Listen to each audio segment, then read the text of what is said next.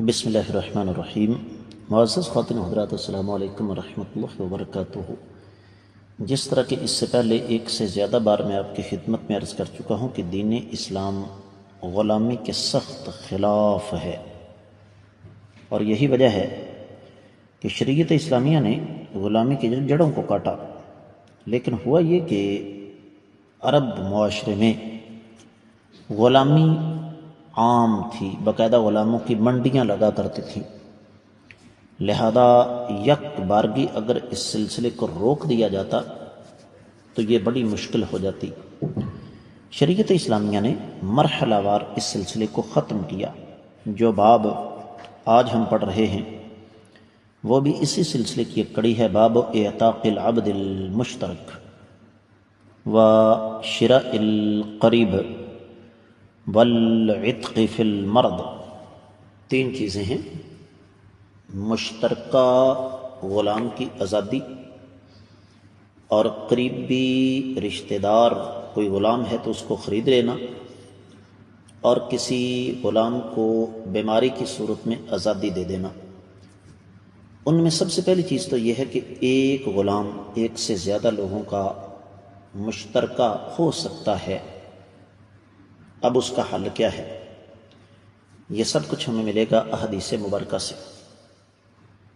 اس کے لیے اصول، ضابطے شریعت اسلامیہ نے متعین کر دیے ہیں کہ اگر ایک غلام اس کے مالک ایک سے زیادہ ہوں تو پھر اس کا حل کیا ہوگا۔ پھر معزز خواتین و حضرات، دوسری چیز آ جاتی ہے شراء القریب، کسی قریبی رشتہ دار کو خرید لینا۔ اس دور میں غلام دو قسم کے ہوتے تھے،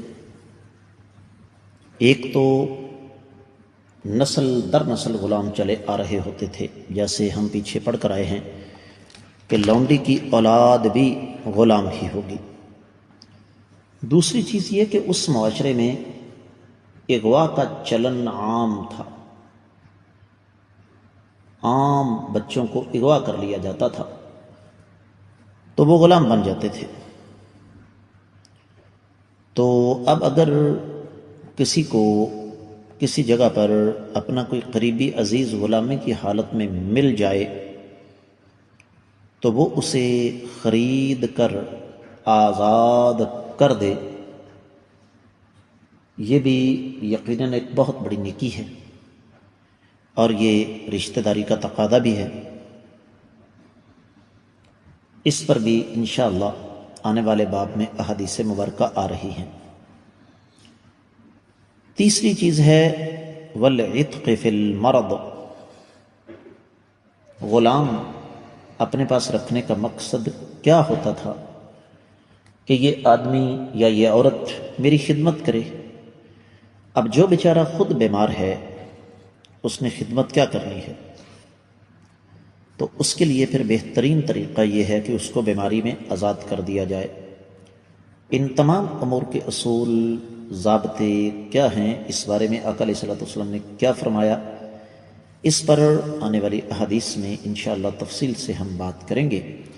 آج کا سبق اس کے ساتھ ہی مکمل ہوتا ہے۔ آپ لوگ اپنی نیک تمناؤں میں یاد رکھیں، خصوصی دعاؤں میں یاد رکھیں۔ اجازت دیجیے، السلام علیکم ورحمۃ اللہ وبرکاتہ۔